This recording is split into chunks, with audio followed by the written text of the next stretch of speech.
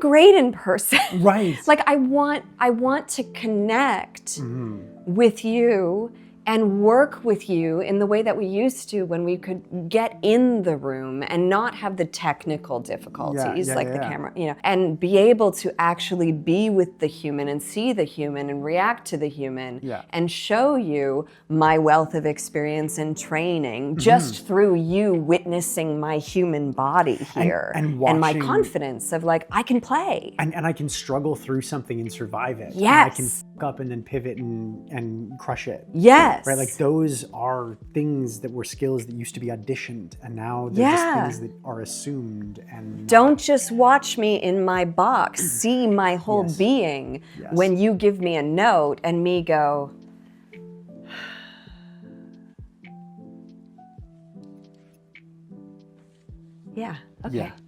okay, great. I can do that. Hey there, welcome back to the DNA Podcast. My name is Douglas Nyback. I am the host of this thing, the DNA Podcasts, which is all about what artists are made of, finding out what makes artists artists. And today we have an incredible guest. Her name is Lara Jean Chorostecki. Lara Jean is just a profoundly accomplished actor. In so many ways, she's like an actor's actor. And what I mean by that is like Lara Jean started in the theater. She started young. She's been profoundly successful on major series, in film and television and on stage. My first introduction with her was as the character of Freddie Lounds on the series Hannibal, which is just one of my favorite shows of all time. But then I was really fortunate to meet her and work with her in person on a feature that I produced called Nose to Tail, where day in and day out I got to watch her work. And LJ is special. Watching her work is special. She's so profoundly present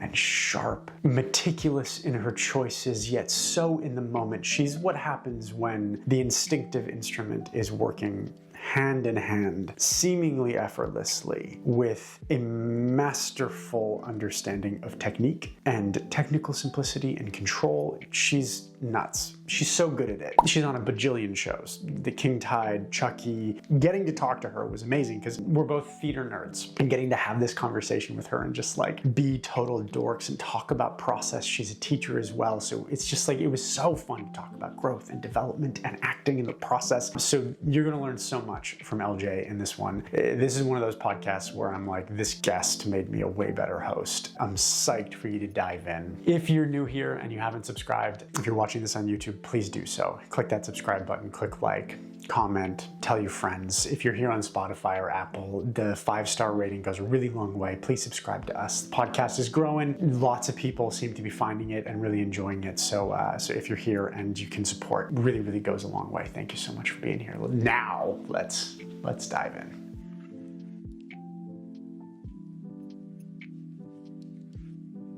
Hi. Hi. And thank you for being here. Hi. Nice to see you. It's nice to see you too. It's been probably since like Nose to Tail screenings back in like the festivals when it was doing its thing. Did I come to those screenings? I don't know. You might Oh my goodness, I stuff. don't even remember. Yeah. I mean, I was thinking the last time I saw you was 2020. Right before COVID. Yes. hit. No, when it had just hit. Yeah. And we went for coffee. We did. In the distillery. Yeah, before everything was closed down. Yeah. Yeah. When it was like weird, I had my puppy with me. Yes. Yeah. Who is probably now a full-on doggo. He's like 6 That's almost. Nice. Ours is 5. It's wild how time passes. It's like crazy. Yeah. I don't like it because he's a 50-pound dog. And that's 12 years is a good life. And I hate knowing he's 6. Can't think about that stuff. He's gonna live forever. Yes. My buddy is a stuntie, and a couple of years ago I just reconnected with him for a project, and I was like, so how, is your dog still with us? They had an old dog, and we had done a movie a couple of years ago, and he was like, no, he passed. And he told me the story of like how you can bring somebody now to so they were in their backyard and they just go to sleep, and then I was just like, no, I can't. Honey Bunch says no. Just like you can smear about it. I lost my cat during COVID. No. One of my cats. I had cats before my dog. My dog is my first dog. And they wouldn't come to your house. Oh. So I still had to, and I had lost my other cat a couple years previous, and I was like, it was kind of a last minute, so took her in, and then she didn't come home. But I was like, I'll never do that. Like if I know in advance, I'll have someone come to the house, and then I couldn't. Yeah. was awful. Yeah. It was awful. I can't. And anyway, trauma. I know. Animals are amazing. They are. Love animals. And welcome to the DNA podcast. Yeah. I gotta say, I think you're so fucking good at acting. Thanks. You're welcome. And I mean, That's really nice. You got references. It's not but I obviously had the opportunity to work with you on Nose to Tail, which was like a real firsthand, like getting into the trenches with you. But prior to that, I don't think I ever told you this, but Hannibal was one of my favorite shows. Oh, I don't think I knew that. And I didn't know you at the time. Yeah. And I was like, this woman who is stepping into the fucking shoes of Philip Seymour Hoffman. Insane. I'm like, how, one, the creative decision to gender swap. Yeah. And two, like, the more I thought about that as I was getting ready for the podcast, I was like, did that freak LJ out or did it not at all? I'm like super curious. No, because I didn't know. Right. This is really weird. So, you know, the auditions come in as they do. And this one came in and I was like, okay, journalist, sure, doesn't have scruples, whatever. Sure, let's do it. And it wasn't until, I think it was right before I did my last audition for it with Brian, and I think there was a couple of producers, that I saw that Lawrence Fishburne was in it. Mm-hmm. And I was like, wait, what is this? And then I did the connection, realized I had seen Red Dragon. Right. Realized the Hannibal thing, Silence of the Lambs, etc. And then saw it. Chestnut. It was weird because then I saw, oh, it's the Philip Seymour Hoffman character, and went, oh, well, that doesn't matter. Right. Like, it's really cool, but it doesn't matter. Right. Because he was one of the greatest actors of ever. Yes. That aside, also a man. Yeah. Not me. And a totally different take on the character. And a totally different take on the character. So this idea that she was suddenly, some would say not fashionable, I think very fashionable. I think VV fashion. The fashion. But this like fashionable, interesting woman who's like really tough and trying to weasel her way truly into this world out of, you know, I had a whole backstory eventually that was like, she mentions that she used to write for like the cancer blogs and stuff. Mm-hmm. So she used to have some sort of like, she was trying to be a good journalist and was never accepted. So then she was like, well, fuck that. I'm allowed to swear on this one? Oh yeah, for sure. Yeah. I was like, she's just going to do what she wants. Really interesting take on it, really fun to play, really fun to play a character who sometimes internally is intimidated by all the men, but externally is never intimidated by the men on that show, which meant I had to show up in a way with Mass and with Hugh and with Lawrence with confidence. That was more scary. Not playing who Philip Seymour Hoffman played, but like working for 3 years with them. Right. And sitting down with Lawrence and asking him what it was like to do his first job with Brando, like... Yeah. There you go. The history in those men. Apocalypse Now? Yeah. Was his first gig? Yeah. Jeez. When he was a teenager. And also like the most fraught with drama movie set in the history of mankind. Insane. Yeah. And that's your first drop you in. And I believe he was 15. He was young, yeah. He was Larry Fishburne back then. Yeah. So just crazy. And to hear from each of them kind of the way they approached acting and Mass, completely different from Lawrence, completely different from Hugh. Right. But somehow the three of them kind of mushed together in this beautiful show. It's so good. It's such a good show. I feel like that show, because it was NBC, right? Mm-hmm. Like, I feel like that was the serial killer equivalent of The West Wing. Yeah. Where you're just like, how is something this good on network? Mm-hmm. Like, and I'm on a network show. Like, there's a lot of really good network TV shows, but it's like, they feel like prestige television. Like there is a network vibe. I think it's actually kind of a tragedy that the show came out before streaming was as big as streaming is now.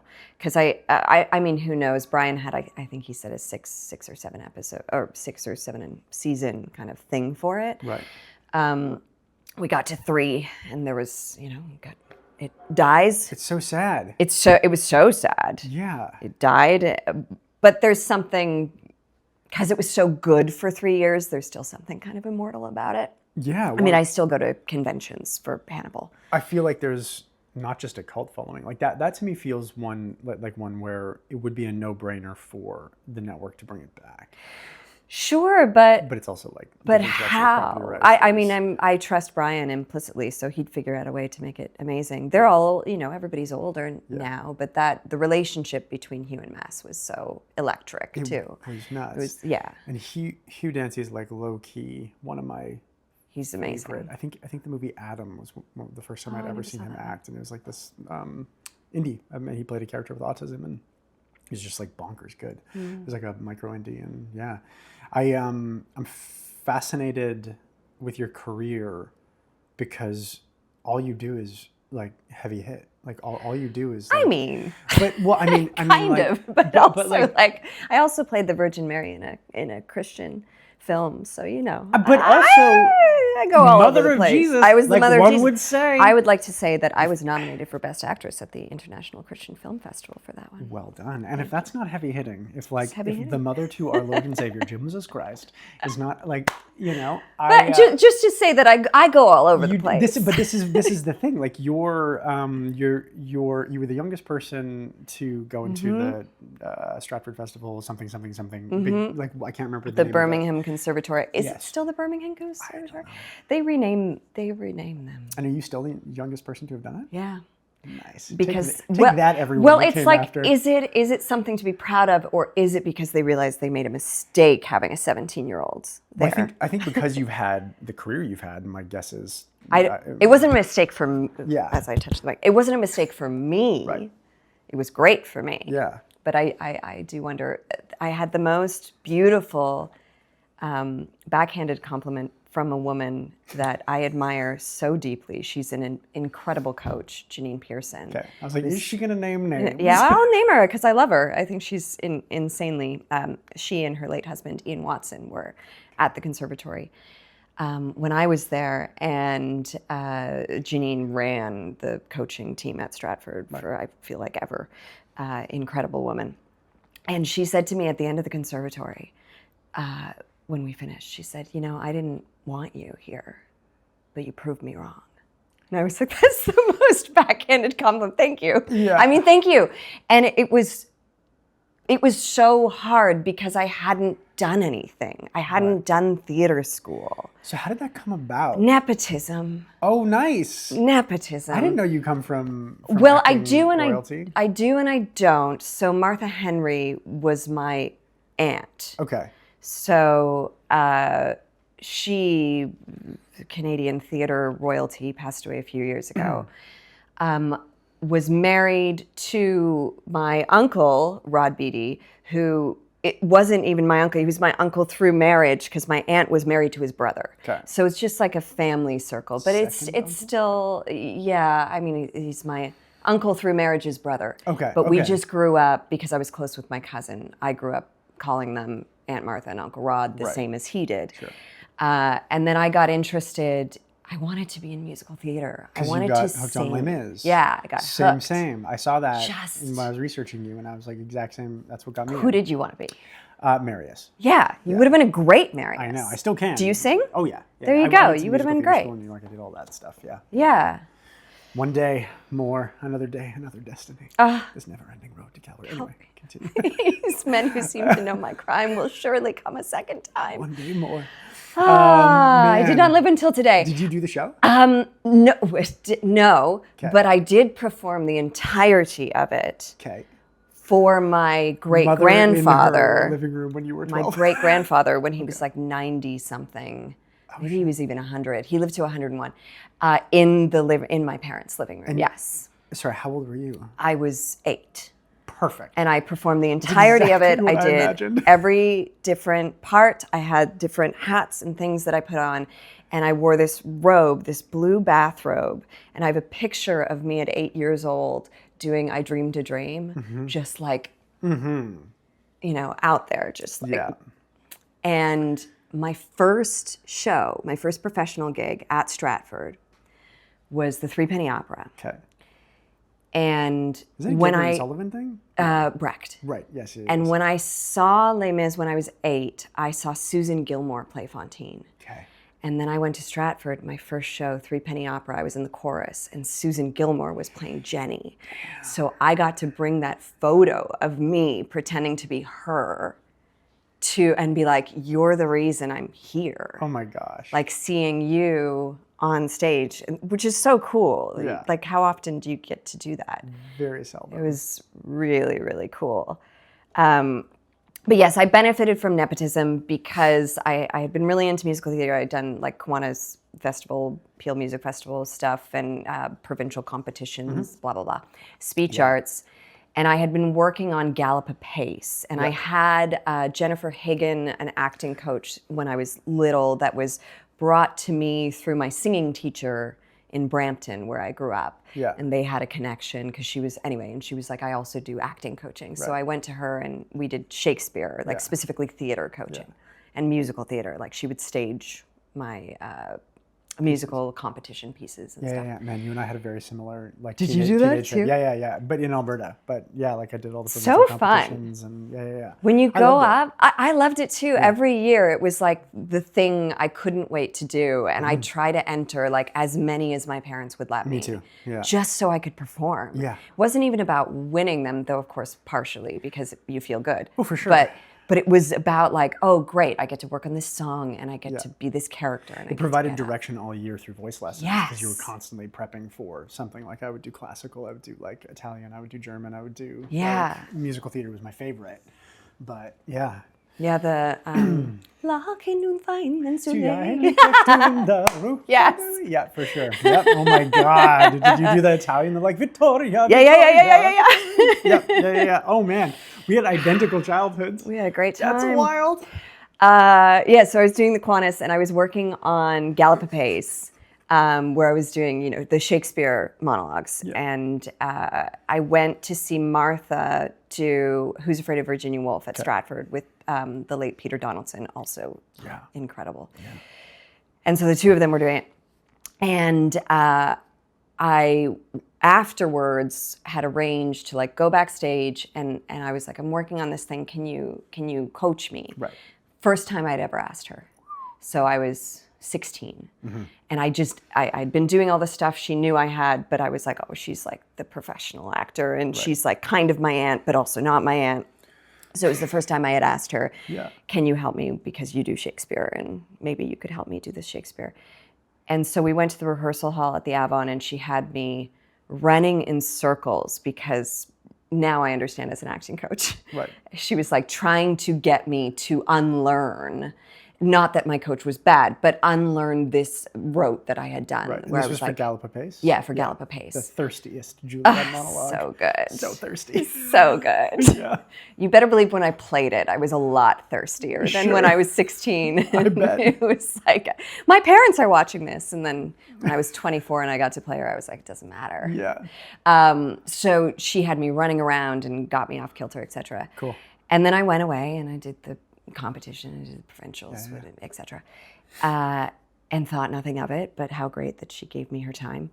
And then she called me that fall and was like, I've been talking to Rich Manette about you and we're gonna have you audition for the apprenticeship at Stratford. Damn. And I was like, I don't, but I have a plan and a path. And my plan and my path is I was going to finish high school in Europe. Through this, I had been saving money to do this. You go abroad and you do like your OAC when we had OACs. I was the last year of OAC. I just aged myself. That is my age. And no one's gonna do that math. You're good. No one's gonna do it. My playable age range is my playable 32. On your show, when I guested on your show, this they had me wear a name tag to go off topic for a second for the hospital, and it said I was 32, and I was like, you better believe I am. Yeah. Sure. For sure you translate as 32. Sure, absolutely. I was just very excited. You reach a point where it's like grown-ass person. Yes. Like you just look like a grown-up. Yes. Yeah. It's just anyway, I'm a grown-up. Yeah. But she said, come do this. And I was like, I have a path. I'm going to do my OACs overseas, and then I'm going to go to NTS, and then I'm going to go to New York, and I'm going to be a Broadway singer. That is my path. Like I had decided this. This is 16-year-old me, and she said, "You're going to go to NTS, National Theater School." Right. Sorry. Right Europe, after. and then Yes. coming back So I was going to finish high school, doing this Europe trip. Okay. And then I was going to go to NTS, and then I was going to be on Broadway. You get yelled at by a bunch of people in black flowy clothing Yes. who hadn't worked in 3 decades. Great. Yes. Yeah. Yes. Cool. So happy this didn't happen. Yeah, for sure. And she said, that's fine. Why don't you come anyway? Yeah. So I did the audition here in Toronto, and I had bugged Andrei Tarasiuk. Also, too many people have died.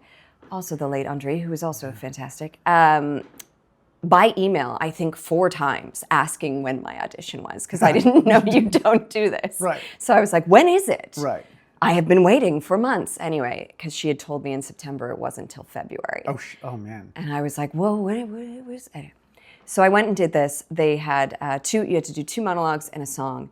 So you know auditioning for musicals. I do. How much of a song are you supposed to perform when you do something? I mean, usually 32 to 16 bars. Yeah. Yeah, but So I did A Trip to the Library from She Loves Me, okay.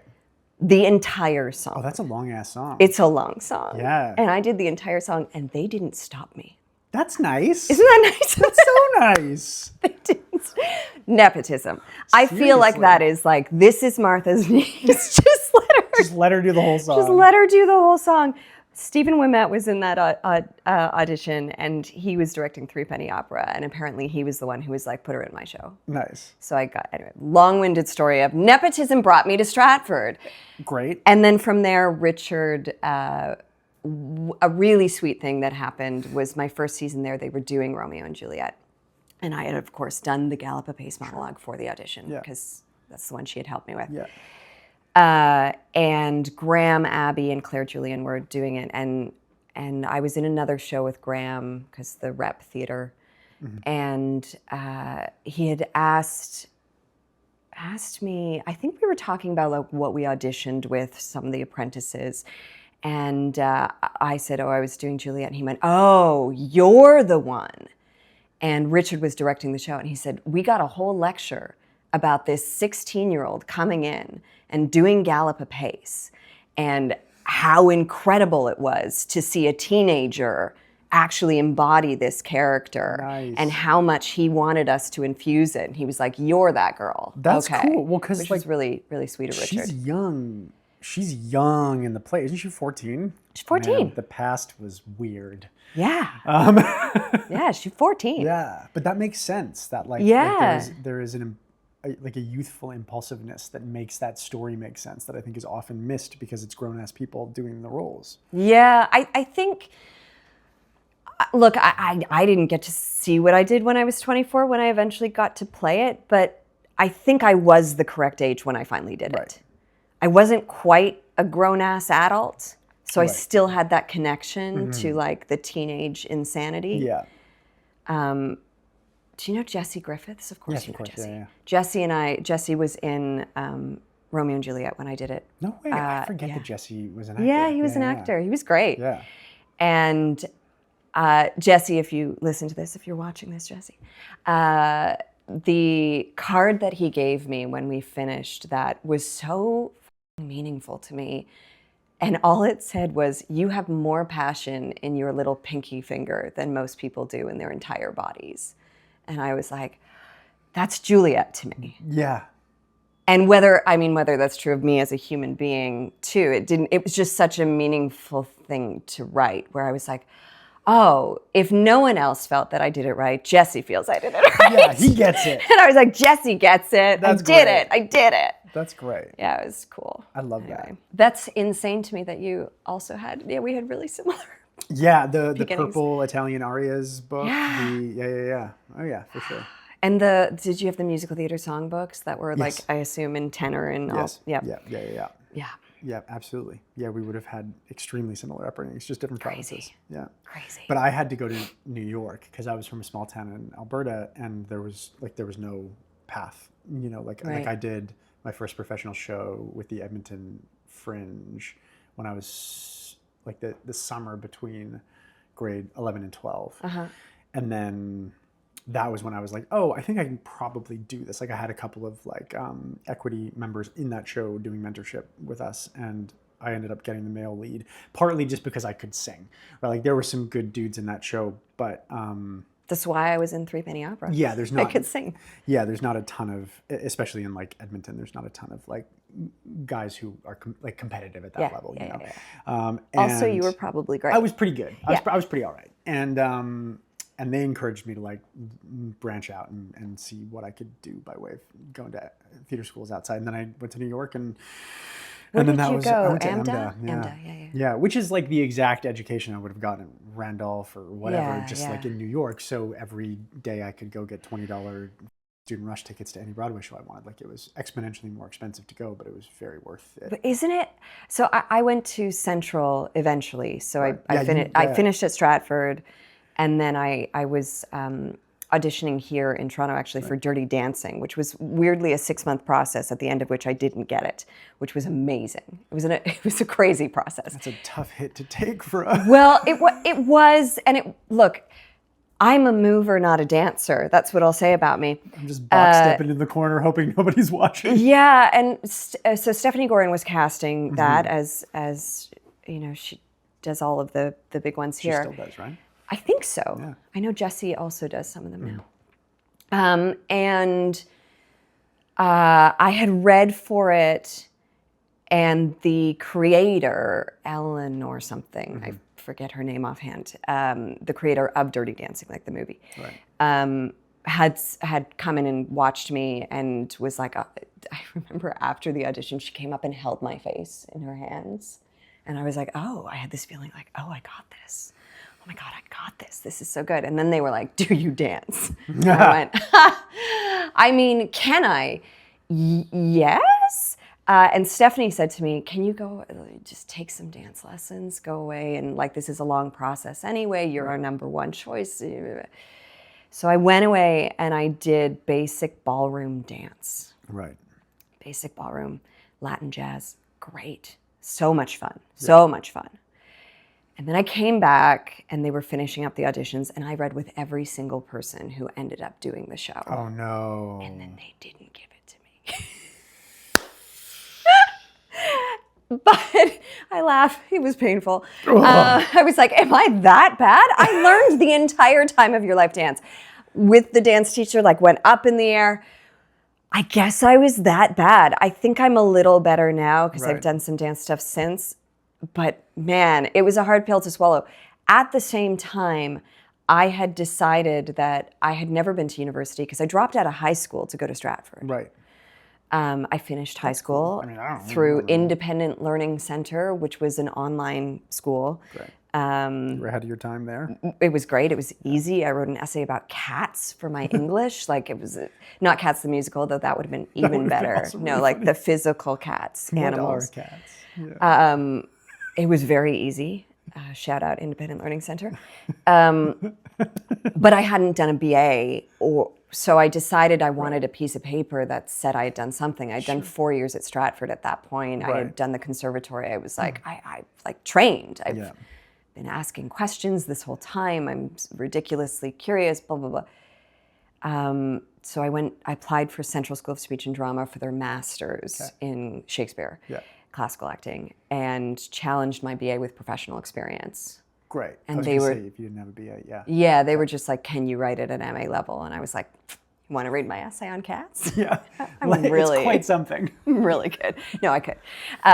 So I had that acceptance at the same time as the Dirty Dancing. So it was basically like, I will get Dirty Dancing and I will do that for the next year, or I will go do my master's in London, England. And back to why I brought it up was it was incredible to go there and be able to go watch people on the West End as often as I did. I saw they were doing the history cycle while I was there, and I saw all of the histories with incredible performance. I saw Tom Hiddleston do, why am I forgetting? Othello.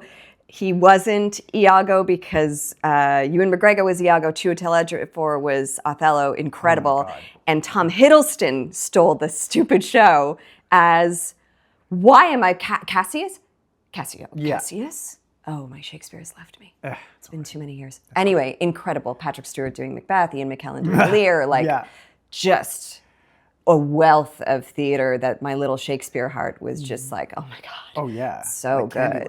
I don't know how much I learned in the school. Shout out Central School of Speech and Drama. I learned something definitely. Sure. But more what I learned was being in that city and being able to go see these classical actors at the top of their game. Yeah. To me, it like, this is going to sound maybe terrible, but it ruined a lot of Toronto theater for me. There's amazing theater here. There is amazing theater amazing here. Performers. There's also a lot of mediocre theater. There's the thing that is weird about, and I'm not trying to put Toronto theater on blast, but it's weird to me a little bit in this town because a lot of stuff that I go to and feel is aggressively mid. People are like, this is the best theater that's ever happened. And I'm just like, clearly you don't know. Like, do you think it's an audience thing though? Because I noticed that too. Canadian audiences love standing ovations. Yeah. And I remember in the UK, they don't really, or at least when I was there, they didn't really do, like, you have to be exceptional. The one that I took issue with where nobody was standing up, and I've been, trained growing up, you stand at the end, even if you don't want to. Oh, really? I don't have that. I don't anymore, but I did growing up. That's what I was trained. So here I am at 22 or however I was when I was in England. And I was so mad at the audience because we had just witnessed the actor, and I'm going to forget his name, who played Hal, through the histories. Okay. And I did all 8 histories in like whatever the week was. They did it in a number of days, and you could go see them, and you could see on one day Henry IV Part 1, Henry IV Part 2, and Henry V. He did them all in one day. And so this guy who played Hal, who was great, by the way, forget his name, but he was great. By the end, and I get not everyone was there all day like me, but at the end of that day, I stood up and clapped so hard and was so angry at the audience to be like, this guy just did 9 fucking hours of Shakespeare. Get up off your ass right now. That is hard. So hard. It's so hard. I don't even care if he was mediocre, and he wasn't. You get up. Yeah. You tell him congratulations. It's hard 9 to do, like, hours a of Prince matinee Hal. evening show of Hello Dolly. Like, it's incredibly difficult to do. What? Holy shit. Anyway, so that's the one time I was mad at people for not having the North American, like, we stand for everyone. I was like, you stand for Prince Hal. Yeah. 9 hours. Can you imagine? No, that's 9 wild. hours of Shakespeare. Damn. That's, it's wild how much that kind of, like, the learning by seeing all of that. Like, just like, I went from Camrose, Alberta to Front Row on like all of the shows that I had the cast albums for. Yeah. And just like, holy shit, like, how do you do this? And just like learning by, like for me in such a humbling, but like really, really valuable and like non-egotistical way. It's one thing to get humbled because you're like, bringing arrogance into, like, I got smacked down a bunch in theater school where I was like, I don't really need to try here. And then you get up on stage and then you just fail. And it's like, don't you hate when you don't try because, say, you've coasted for a couple, and then it's my least favorite feeling. You suddenly realize, oh shit, if I had just worked at that. Yeah, I've only done it, I think I can count it twice in my life. Once was in musical theater school, and I was doing like some piece early on, and I just like did not prepare it enough because the previous thing that I had done went really well, and I was like, oh, I get this now. And I didn't prep it enough, and I got up on my feet, and Elaine Petrikoff was my teacher, who was the original Rizzo in Grease, like on Broadway, and I just the dog, and I was just like, I wish I was dead. And then it didn't happen again until one audition I'd had with Stephanie Gorin, probably I was like, I don't know, 24. 25, and I had had a bunch of really good auditions and had booked a little bit, and I was just like, didn't put the work into it, and went in and just did not have it, and just fell and stumbled every single line. It hurts so bad. And I don't think it's happened since, because I just, that feeling, like I would almost rather eat a shotgun. Yeah. Like, it's awful. Like, it's worse. It's so bad. I had, years ago when I switched from doing theater into starting to do film and TV, and my agent at the time as we were working through the shift, and it's a whole different skill set, right? Yeah. It's a completely different skill set. I'm curious about to flag that and how that came about, but I'd love to just keep going with this. And I had switched, and he had said to me, like, well, I was used to auditioning for theater where you don't memorize, right? Yeah. Like you come in, you're loose, Yeah. you've got ideas, you've got questions, you've got curiosity. The skill set of sight reading is one that is really heavily rehearsed. Yeah, at least it was for me in my yeah. program, like, because when you're going in and just off the top doing in Death of a Salesman, it's like, and you're making choices Yeah. immediately because Yeah. you have to. And I'd done a number of workshops at Stratford too, where it's this like, we were there to make choices immediately, to try things, to fail, etc. And I wasn't used to this productness, Yeah. right? When you, especially with film and TV auditions, you have to make a product. Yes. And so I had gone in not learning the lines, and then didn't know how to pick up from the page and be able to give, and I was young, but be able to give the camera my face. Yeah. And also like so much movement and all of these things that had to be toned down. But that feeling of a casting agent had said, she should memorize things. Right. And that absolute like gutted feeling that I had where I went, oh no, they noticed that I wasn't doing it right.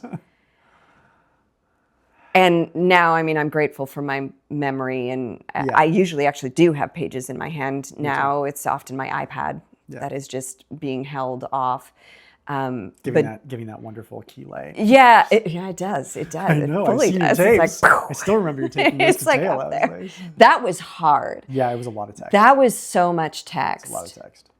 If we can go to Nose to Tail for a second Sure. too, because I remember meeting with Jesse, the director, and then going in, and it was so last minute. Like I came in last minute, then Aaron came in last minute. And the two of us, you had the schedule so that the first scene we did was 7 pages. It was a doozy, but everything was 7 pages. Everything was so long. Yeah. 7-page two-hander. Guess what? You just joined on a week ago. Right. Let's go. And I remember Aaron had done, speaking of putting the work in, like how do you prepare in that short a period of time for an entire film, not just an episode of TV, but an entire film. Yeah. And Aaron ended up writing down actions. He did the whole, he old actioned school. the whole thing. Yeah, he just was like, I saw them written down, and I was like, oh, to tease. You wrote down to tease. What's that for? Are you doing actions? And I was being an asshole. Sure. He was like, oh, you going back to theater school? You're doing actions now. And he was like, how else do you prepare in such a short period of time? Yeah. And I went, you're correct. That's exactly what you do. You go back to all of the training. Whenever I get lost, I find myself going back to the conservatory and looking at David Latham, who ran the conservatory then, an incredible human being, going back to the hero's journey, going back to the tactics, going back to elements even. He used to teach us elemental work, like what do you connect most? Is this character a water character? And if you identify an element, there's so much to play within it. Going back to Ian Watson's, world picture, where you're like, am I in madness now? Am I in love? All those little tricks that I like hung on to so desperately when I was younger that my ego or whatever it was kind of starts to like dismiss or let go, but it's in there. There's also an element of just true internalization of that. Yeah. Like you don't have to, just like you don't have to be like mirror shoulder, signal shoulder turn every time you lane change in your car, right? Those things are internalized. But at the same time, it's like to know that those tools are there, that you can actively, you have like to when you go need back to triage, you can. Latham did like a 8 questions, like what do other people say about you? What do you say about yourself? Right. What is your element? Like all of these different kind of character things that, when I'm lost, I'll go, okay, go back to the basics, because I can't just, it's not coasting because you still put in the work, but I can't just coast on my experience sometimes. Right. Some roles I pick up and go. I did an audition yesterday that was so much text, and I had looked at it once on Friday. I did it yesterday because that's when I had time to, because Thanksgiving weekend. Happy Thanksgiving. Happy Thanksgiving. And I was so grateful. It was one of the ones that I went, nope, I can pick this up. Yeah. I don't I actually am actively choosing, because of my schedule, to trust and rely on the internalized tools within to go, okay, I'm going to think about this character all weekend. I've read it. I kind of looked at the text, and I thankfully, knock on wood, memorized pretty quickly. I'm going to be fine. Right. And then other ones that you get and go, okay, yeah, I got to do it. I got to actually sit down and pretend I'm in theater school. I find those for me now are relatively few and far between, but I tend to get pretty excited for them. Like excited and daunted. Yeah. Because I'm going like back to theater school in my mind. There is like, for me anyway, some kind of association with, I'm like, do I not know how to do this? Because that's theater school. Yeah. Screw those people. I know. Well, I mean, the basic transaction of theater school is like, give us money because you're bad and we'll make you good. Like it has to function that way. That's also sometimes the basic transaction of a lot of coaching that drives me crazy. Yeah, for sure. I definitely don't subscribe to that anymore. Like I for a while, I definitely coached the way I was taught, which is like not the best, but it's like all you got. Well, but of course you do. Yeah. I remember doing that with my first student or student I had when I was 18. So I worked for the Stratford Festival Ed department for over a decade, but I also had private theater clients. So I was doing essentially what my when I was younger, that acting coach that I had was doing with me. And I would coach like her, and no hit against her. She gave me my foundation. Sure. She absolutely was incredible at giving me like basic iambic pentameter, like movement throughout space, understanding of stage, like all of these things were given to me at a young age, and then just enhanced 20,000-fold through my time at Stratford. But there was a way that to take it off her and put it on me, there was a way that I looked at her like she had the answers. That I think of my first client that I worked with when I was that young, and I was like, also because ego of an 18-year-old, what am I doing coaching? But but she was much younger, and I was like, oh, now I have the answers. Now I know what to do. And I became so allergic to that. That because I stopped doing it myself, but I also became so allergic to it that it prevented me from coaching for a while, even though I love it. It also prevented me from taking classes. Because I started having an intense distrust of anyone who seemed to have the answers.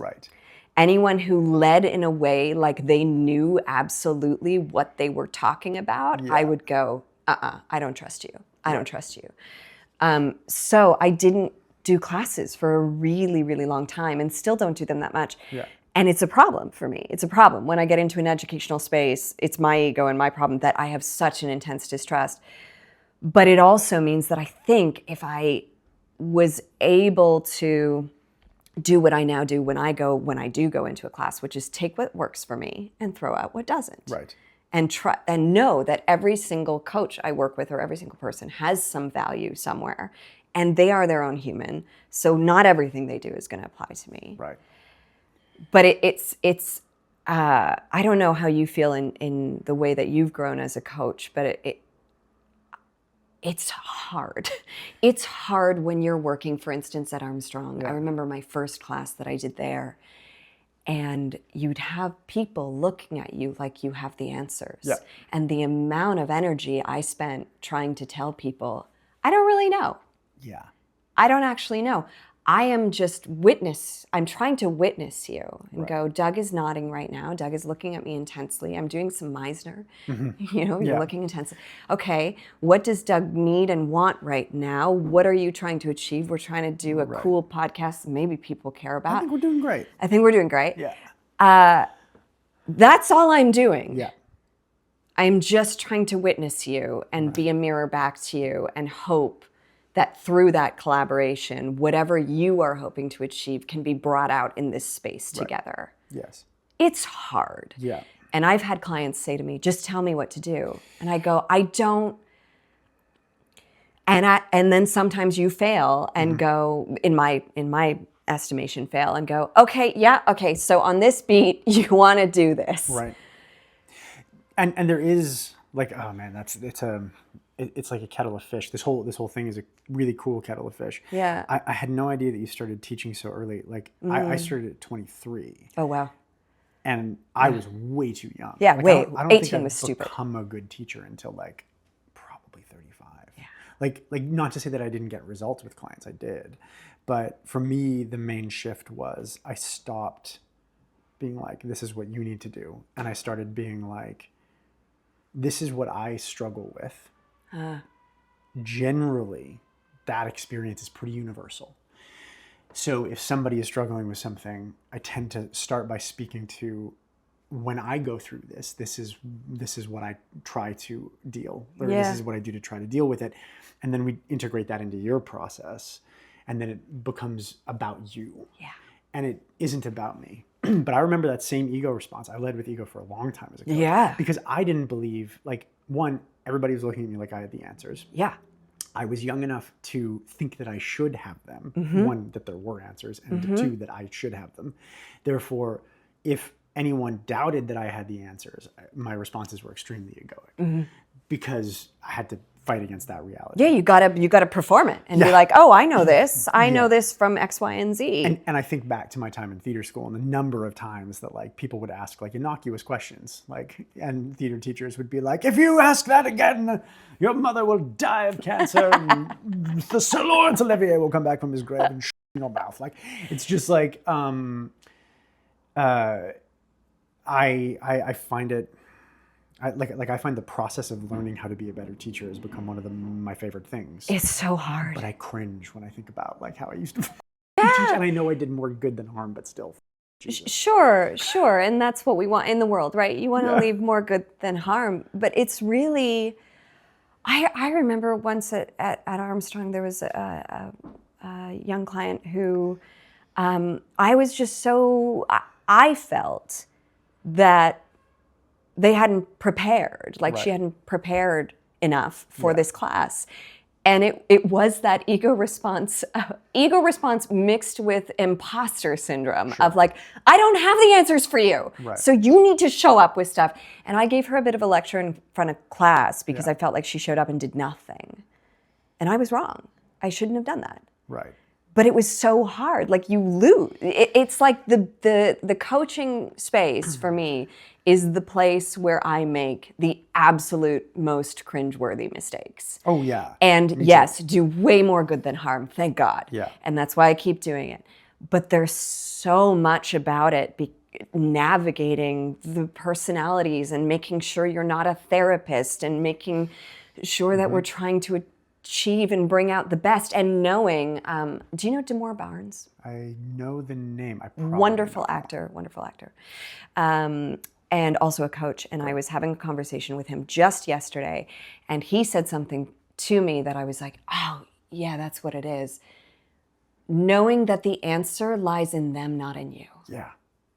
And continually reminding yourself as a coach that it's about them, which is also what you do as an actor. Yes. When you're lost as an actor, my scene is about Doug. Yeah.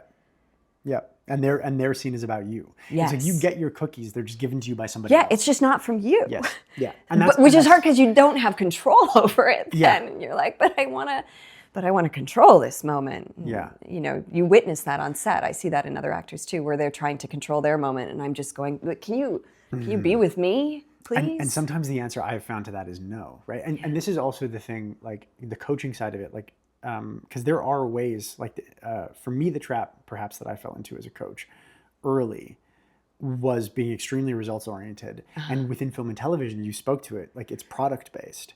And so I was exceptionally good at helping actors create like a product that they could go in and do, and it would be extremely bookable because there are aesthetic things, there's technical things, there's this, like, there is a formula essentially that you can follow and you can create bookable work. And the problem there is that you build house of card performances. Yeah. That if one thing changes, the whole thing crumbles. But if it all goes right, it slaps. Yeah, it's so good. But it's like that's where you get, and this happens, like this will happen to me as a coach, like producers will call and be like, the actor that I hired is not the actor that's on set. I need help. Like, what's going on? And I'm like, well, were they tested? Did you stress test? Yeah. Did you, and like very often, especially now, because people are booking from tape, it's like, you don't know if that person can do anything but that. The only thing they've proven to you that they can do is that one thing. It is, look, I loved self-tapes when they started. Loved them. I love having my life. During pandemic, I lived in various places in the mountains. Nice. Because I'm a big hiker. Yeah. I just hiked most of the time, and then I did my auditions, and then I flew when I needed to work wherever I needed to do work. Nice. It was sweet. When we switched Yeah. and did self-tape only, Yeah. I am craving so badly that in person. And I had a showrunner, producer thingy in April that was on Zoom. That's the words I was looking for. What are the words? That was on Zoom. And it was at 9:30 in the morning, and I was in LA because I split my time now between LA and Toronto. Yeah. And I was in LA. It was 9:30 a.m. LA time. Fine. That's actually not that early, Right. but early enough for me. I'm a late riser. Sure. Unless I'm working, get me up at 8:30 to take the dog for a walk. I do not want to be up before then. 9 is even better. Let's be honest. Right. Today was 9. It was great. 9:30, we all pop on Zoom. You know, all the little boxes are there. Yeah. And they say, "How are you doing today, Lara Jean?" And I was like, "Yeah, good. It's a little early. Yeah. You know, it's a little early for me at this moment."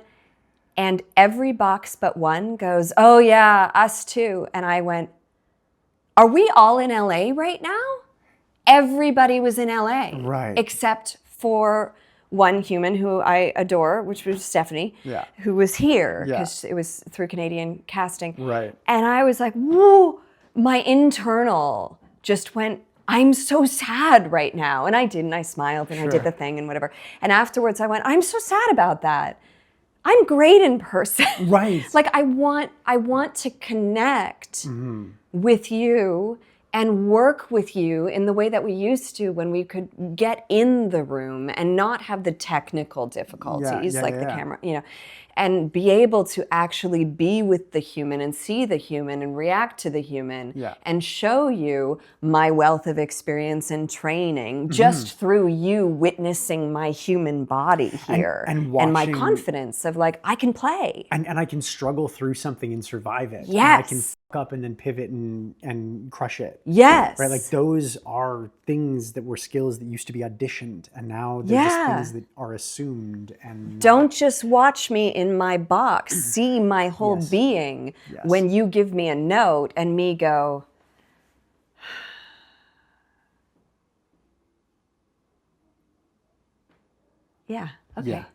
okay, great.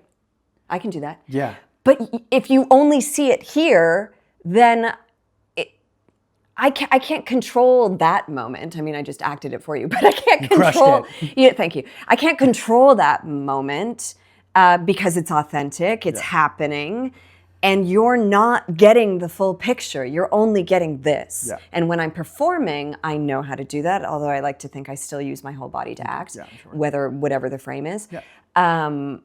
But I can't do that. And it was so tragic to me that we were all in the same city and we couldn't, I would have shown up anywhere to be in a room with these people.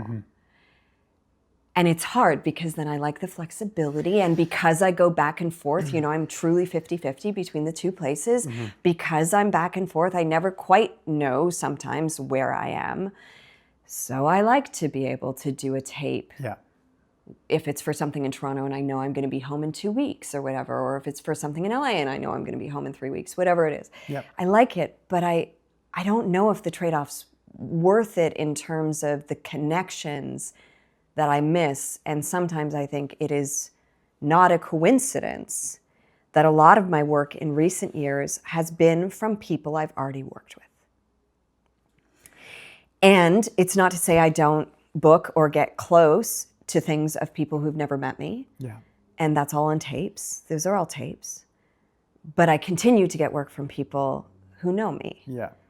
Because we've had that connection and that experience and that, like, I don't know, you could speak to, you will know, because you were on set with me for 3 weeks, of what it is like to, how does she collaborate? What does she do? We miss that. Yes. And I think of young actors who are then maybe underprepared. They are. Not maybe, they are. 100%. There's, I think about this a lot, and with like a lot of the, like I don't really work with teens, but I work with a lot of like young 20s. Yeah. And like stress testing is becoming a thing that I'm consciously trying to build into their training, because self-tapes don't demand that. Like they don't demand being able to pivot, being able to throw out choices, being able to take something in a completely different direction, the ability to do something, fail at it, and then get up on your feet again in that moment and keep going and prove that you're capable of doing the thing that they're asking. Right? The willingness to take swings and fail, to risk, to bet on yourself in real time during an audition. Can I throw out a resource to your Please. clients that are listening to this, and anyone who's listening to this who's in Toronto? So a number of years ago, I want to say as late as, or as early as the word is 2017, David Christo and myself were bemoaning, we were actually talking taxes. We were both tax nerds, and we were talking about taxes, and we were bemoaning classes and that ego stuff that I spoke to, where I have a hard time in classes. I have a hard time with people who don't coach in the way that I want them to coach. By the way, I do too. Yeah, it's really, I feel that in my soul. It's really problematic for me, though. I recently did intimacy coordinator training last year, and I will openly say this because I said it to them in my exit interview. I had a hard time being in an educational setting where the way that the lead facilitator, instructor, coach, whatever we want to call it, wasn't doing things the way that I would do things. Right. And that was really hard for me right. to sit there and be like, this is not how I would run a class, and I've been running classes for so long, and this is not what I would do. But it was effective for a lot of people, and really what got in, and some of it was truly not effective for me, whether my ego was in it or not, but some of it was not effective because my ego was in it, if that makes sense. Right. You know what I mean? It is interesting too, because like what you're describing is the main character energy that you have to think is a big part of one of the reasons why you're such a successful actor. Yes. Yeah. Yeah. Because I am the center of this. Well, an unflappable belief that like the way that I'm doing this is this is the right way. Yeah, you don't have that. Yeah. You know, it's like professional athletes, same thing. Like you can't step up at bat and be the like performer's but what is mindset. Bat? Can I bat? Yeah. Like no, you got to say you're the best at it. Yes. To go back, so Christo and I were talking about this, and I was like, I just want a space where I can fail. Yeah. So one of the things that I did when I was at Central was the worst acting of my life. Okay. When I was in school for that year, the only year I did school. Worst acting of my life. I was so bad. I did a terrible Queen Elizabeth. Just bad. My Portia was okay. Just bad across the board. Mm-hmm. But I learned through being bad. Yeah, that's how you learn. And I hadn't done that at Stratford. So I learned a lot of tools at Stratford, but I didn't allow myself to be bad because I was so young and so afraid of being bad. Right. You also weren't in class in the traditional sense. I was being paid. Yes. Yeah. And I was showing up, and my second and third year there I did lead roles. And then my fourth year I understudied Amanda Plummer, which was insane. Yeah. And insane. Yeah. I didn't have the space to fail. No. And I remember doing that understudy run for Amanda Plummer, and I didn't remember all my lines, and I was devastated. Yeah.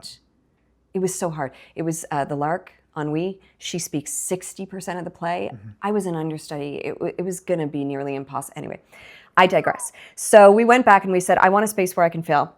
So we started this thing called the Actors Jam. Okay. And it's been running ever since. And it's a small core group of us, but anyone is welcome. And when I was here more full time before I started splitting, I was running it mostly. And then Christo kind of found his own journey elsewhere. And now it's basically me, Rial, and Tampa. Oh, nice. David Tampa, for those of you who don't know him, also an amazing Meisner coach and a great coach in his own. So the three of us run it. Now, by run it, I mean, and mostly just Tampa at this moment. And then if I'm in town, I join up. It is every Thursday from 11 to 1 at the practice room, which is Martha Burns' space, just at like Tecumseh and Queen. I forget the exact address, but if you look up the practice room TO, you're going to find it. And it's free. Great. And you show up, and it's just 2 hours, and usually there's 5 to 8 people there, sometimes more, but usually that's kind of who shows up. Rotating group of people. And you come in and you can bring whatever you want. You can bring in a monologue, you can bring a scene, you can bring nothing. Right. You can bring an exercise that you want to do, and the time is just divided in whoever's there. And I am so you decide what you want. I'm in control of my process. That's and great. if I come in and I don't want direction today, I won't get direction. Your ego must love that. My ego loves it. It's That's so great. much control. Yeah. But what it does then is what we often will do is, okay, great. The point of this is fail club, though. That's what Tampa calls it. It's fail club. Okay. So I can come in and do that. But what I usually will do is go, okay, but Doug, the direction I would like from you is anything super weird. Okay. Anything weird. So maybe you, I don't know, you might tell me, this happens a lot. Can you do it as if you're in Clueless?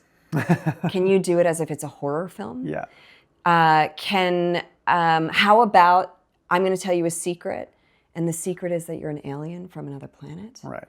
And you actually are trying to get Brutus to join you up in the spaceship. Right. Whatever it is that's super weird and wacky. Or can you do this while doing a dance? Right. Can you tap dance? I don't know how to tap dance. Great. Yeah. Can you tap dance badly while you do whatever? Just get you out of your mold and thing and into a space where you can fail, where it's okay, where actually we don't want a performance. Mm-hmm. Nobody in this room wants a performance. Everybody in this room just wants you to exercise your muscles however you need. What is your edge of growth? What do you need in this moment? Right. Because you're a professional. Right. Take charge of you. You have the answer in you. We are all I like to think of it as a brain, whatever, hive. Yeah. We're all a part of the beehive. We're all trying to help each other out. That's really cool. Mm-hmm. I like that a lot. Anyway, 11 to 1 on Thursdays. Every Thursday. Cool. It's really great. I will be there tomorrow. Damn. Mm-hmm. I've written something. Oh yeah, that too. I'm working on a screenplay right now. I bring in scenes from the screenplay and give them to people. Sick. And then just say, great. And sometimes invite, just tell me what you heard or what you think. Sick. Yeah. Oh man, I'm totally going to go to that. Come. That'd be great. Come. I can't do tomorrow, but that's awesome. Yeah. What about film and TV got you into that world? Oh, I didn't want it. I did not want it. I wanted Broadway still, or once I started at Stratford, it's so hard because, you're like, where do you go? Yeah. When you start there at 17, you're like, in Canada. That's yeah, in if you're Canada. Doing Shakespeare, that's the spot. That's it. You did it. You're done. Yeah. And many people just spend their whole lives there. Yeah. And that's a great life. Yeah, it's a great life. Phenomenal life as an actor. I love small town living. It's wonderful. It's also very insular. Sure. And it was very hard for me at that age to be there. Highly political, really insular. I was a child being asked to be an adult. Yeah. In a way that I didn't always know how. Sure. There's a reason why all these child stars, very few of them come out. I'm lucky it wasn't film. I'm lucky it was theater in that way. And nepotism benefited me because it meant that... Are you trying to say that nepotism is a benefit? What? Well, it meant that I was really taken care of. So... Right. Back to my I can't dance. I do this for a reason. I was in Three Penny Opera. Donna Fiore, amazing director, choreographer, was a choreographer at that time. She hadn't really started directing yet. And she was choreographing this. There's not a lot of dancing in it, but they had this one little shoe dance that was happening with all the beggar people were doing this little shoe dance. I 17, didn't have coordination. So she sent me to sit under a table while she taught everybody else. And Peter Donaldson came over to me and he was like, Lara Jean, what are you doing under there? And I went, oh, I don't know. because I'm also like not going to do anything wrong. So I was like, I was told to sit under here. I'm not going to, just going to like, they start the dance and I just go sit under the table. Right. He was like, so you're just going to, the whole dance, you're going to sit under here. And I was like, oh, yeah, that's what I've been told to do. So I'm just I'm going to be here. And thank God for him. He looks at Donna and he goes, Donna, get her the something to do. And she went, okay, Pete, yeah, no problem. And then they gave me, the dance captain gave me 2 lessons solo. Yeah. And then I could do it. I did this little shoe dance. It was cute. And I could do it. It was like, Dad, see, I still kind of remember it. Anyway, it's like a Charlie Chaplin thing. So nepotism. Yeah. I think if I was maybe, I mean, Pete was an amazing human. So maybe had I been any 17-year-old, it's possible. But because I was Martha Henry's 17-year-old, it was like, Wimette took care of me. Peter Donaldson took care of me. Sheila McCarthy took care of me. I was like, I was protected.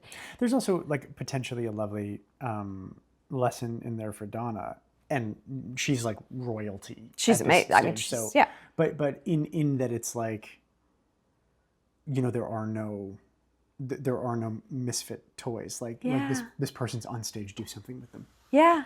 And or provide them with what they need to or be able send to me do the off thing. stage. Yeah, for sure. Yeah, like otherwise, why am I on stage? Yeah, and I think we all need those lessons sometimes too. It's like everybody is learning. Yeah, you know? Yeah, we can all in our coaching and everything. But I didn't want to switch to film and TV. I wanted to stay. Right.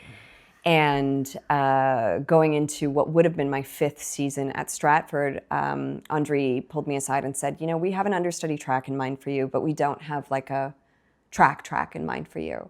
So it might be time for you to go. And I was like, oh, devastated and also grateful in hindsight. And my agent, who just retired, who was with me from the age of 18 until Kish, until just like... Good for him to go live his life, though. A month and a half ago. I'm going to have lunch with him after this. That's nice. I'm very sad about it. I miss him all the time. But he said to me, well, maybe this is time for you to try some film and TV. And I went, ew. And then you saw the money. Why would I do that? But money to me had always never, you know, I grew up, my family was solidly middle class, upper middle class. Like, it's not like I came from hardship, but we were very simple. Our vacations were camping. Right. I grew up camping, hiking, Same. you know, it wasn't anything elaborate ever. I didn't leave Canada until I did go to Europe. I did do that Europe trip, but I didn't leave until later. So I didn't know that money. To me, I was making great money at Stratford. Yeah. Especially because I was a kid. Yeah, oh, for sure. I was like, this is good. What are you talking about? Yeah. I made so much money this year. Now, I mean, Stratford does well, but it's hard. Yeah. Like, thank God when you live in a small place and your rent is $250 a month. Yeah. Then it's like, great. But I was like, okay, I'll give it a go. And then booked a recurring on The Listener almost immediately. Right. And then I booked a series reg on Dan for Mayor almost immediately. And then it was just like, oh, it just took off. And I did a couple theater shows. My last theater show was 2010, and I haven't stepped on stage since because I didn't have the time. Right. Which, I mean, I'm so grateful. Yeah. What an incredible, with hard times, you know, it wasn't, although not until, I would say more recently, aging as a woman in this business is hard. Yeah. It's hard. I mean, he says, yeah, like, well, if there's anything that I know from my personal experience, no, I don't Well, know. it's also like, when you get to a certain level, when we are in Toronto, a lot, not all of it, but let's be honest, a lot is service, right? We do a lot of service production here. Yes. So we do a lot of American shows where we are the local hires. And when you get to a certain point of working where you have suddenly these roles, I don't even want to do that. Let's just put, I don't know, because low, high seems weird, but the roles that require a day of your time are suddenly roles that your team doesn't want you to do anymore. Yes.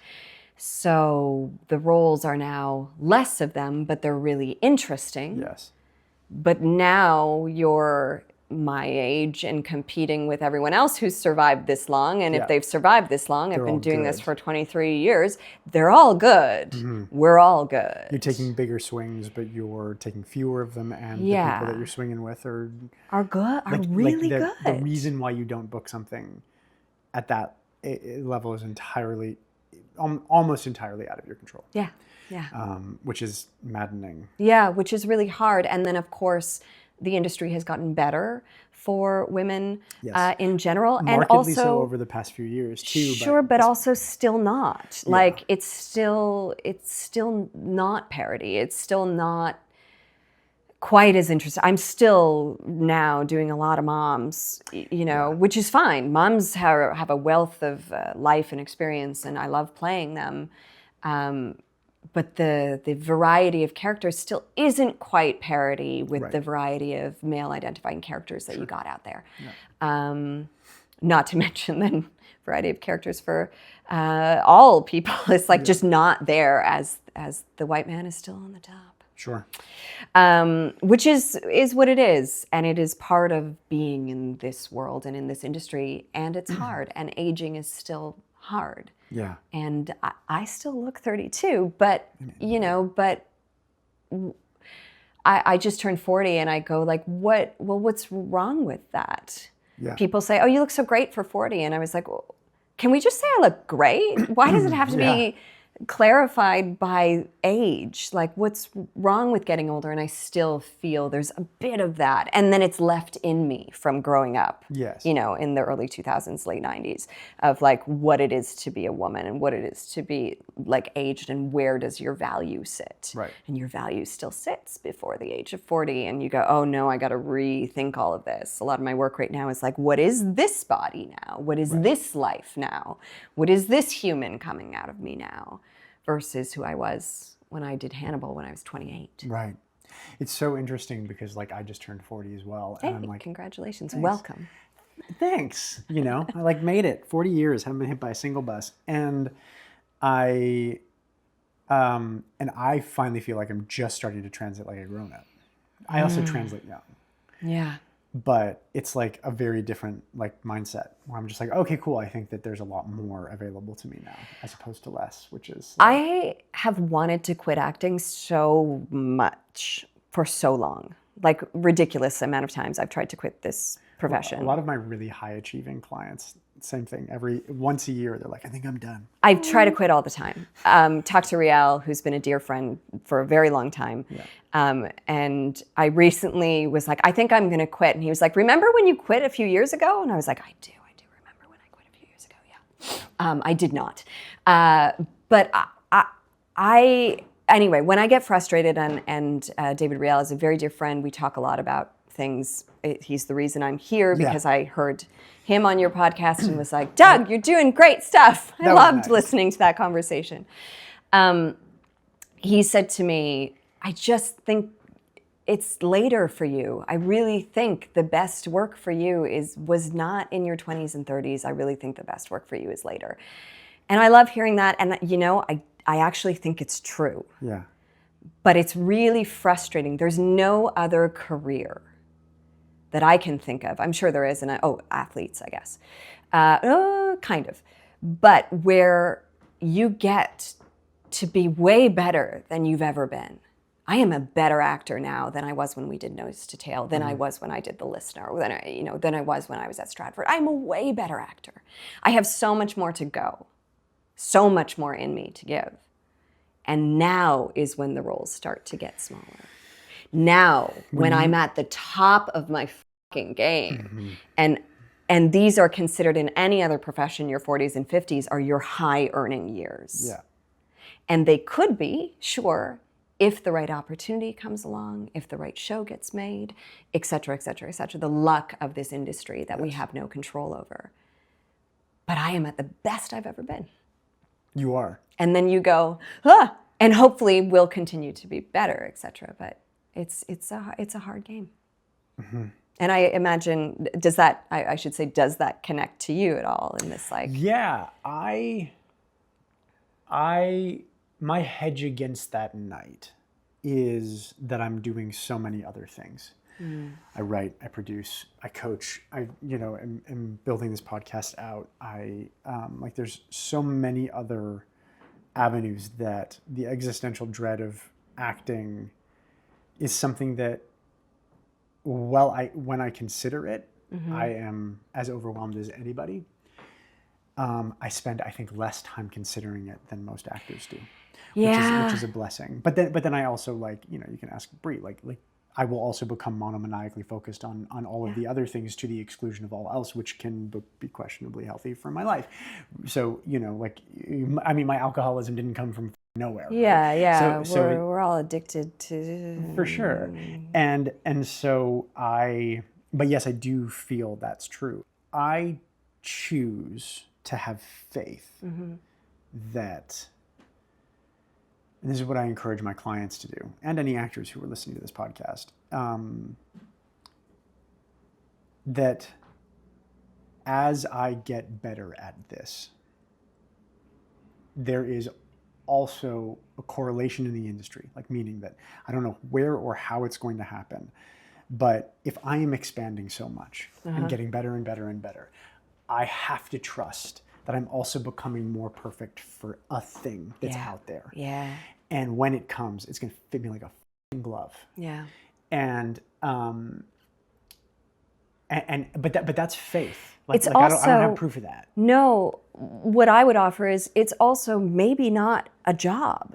Right. It's maybe not a job. And for me, the thing that's kept me sane and keeps me when I go, you know, I've wanted to quit acting in my highest earning years. Right.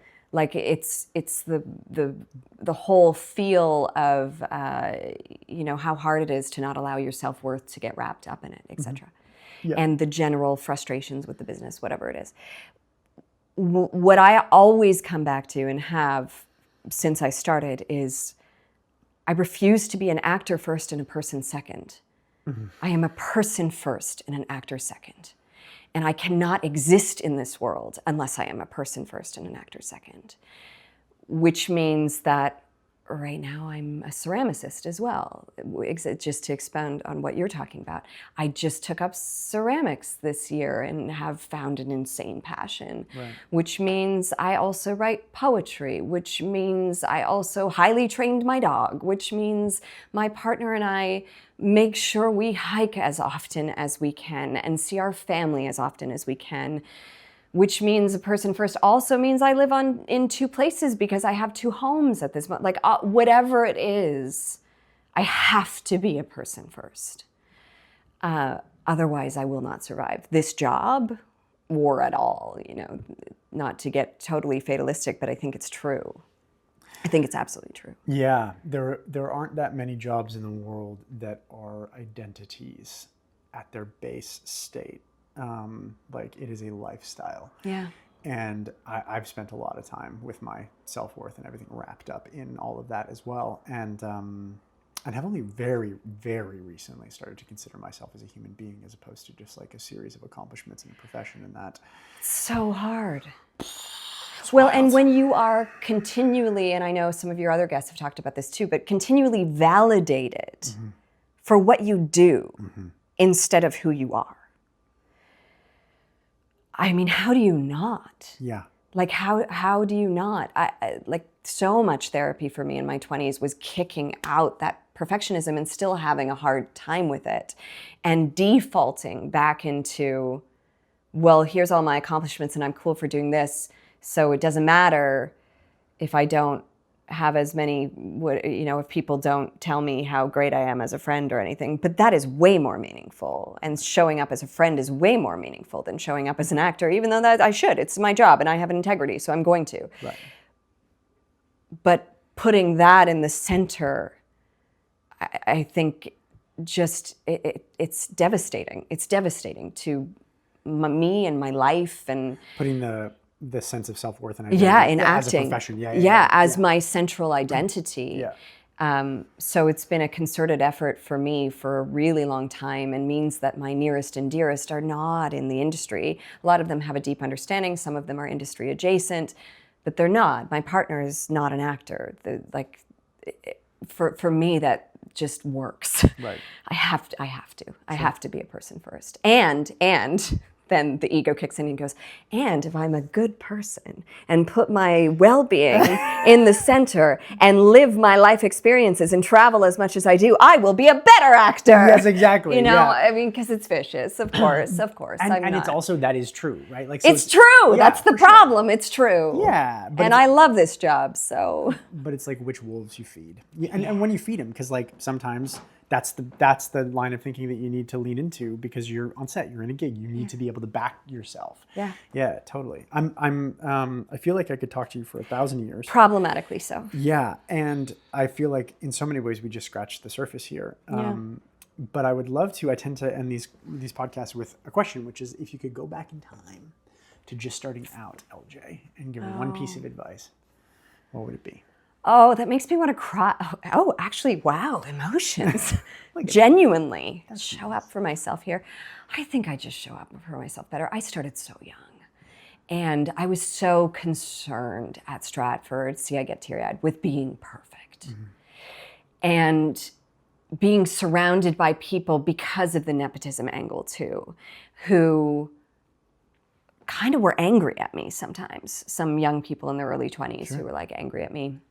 And perceived anger, who knows? But I would tell her it's okay. Like, just chill. Chill, baby girl, you're fine. And it's okay to be 17, and it's okay to fail. It's just okay to be you.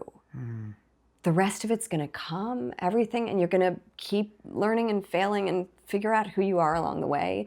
So I don't think I'd change anything about what I did or who I was, or even like the cringeworthy things I think about, like dancing drunk before I was of age to drink at a Stratford Festival party, and having Anthony Cimolino ask his wife if I was going to be okay and do we need to talk to the 17-year-old, like rightfully so. Absolutely, he should have. And I, at the time, was like, what do you mean? I'm totally cool. I just would want to tell her it's okay. It's okay. Like, you don't even not need to do that drunk thing at the festival. You just need to not hate yourself for it. Right? Oh my God, LJ, that's such a good answer. I appreciate you very much. Yeah, I appreciate I you want to keep too. talking, but life demands more of us. Love listening to this podcast. It's been so great. I love that you're highlighting people in this city. We're such a vibrant community, and it's so good to hear like the wealth of experience of people who have survived and thrived. Yeah, and I think people that are just in it. Yeah. Like, it's great to talk to people who are in it. Yeah. Cool. Well, listen, have a great near future. Thank you. My near future is meeting with my agent of 23 years who That's just nice. retired and having lunch. My future is great. That's great. Cool. Yeah, Thank you too. All right. I think we got it. Thanks. Woo! Thank you. Yeah. We got to do a couple of quick little snaps. Okay, thank you so much for being here at the end of all things. What an absolute treat to have LJ with us. I hope you found this one as beneficial as I did, because this one meant a lot to me, and it was so cool. And I really hope to have Lara Jean on the podcast again, because I feel like we just started scratching the surface. This is one of those ones where I feel like I could have talked to her for hours and hours and hours. So once again, if you liked this, please like and subscribe. If you're on Spotify and Apple, subscribe and give us that 5-star rating. And if you really want to support the channel, you can always check out our Patreon. All of my online acting courses and all of that stuff, that's all on the Patreon. So if you subscribe there, you get access to all of my online training. It's super cool, as well as a bunch of extra stuff. I really, really thank you for being here. At the end of the day, it's like simply having you here means the world. This podcast has become one of the great things that I love doing in my life. And so the fact that you're here on this journey means a lot. Anyway, hope you're having a wonderful day. Hope you continue to have a wonderful day. And in the meantime, go be people.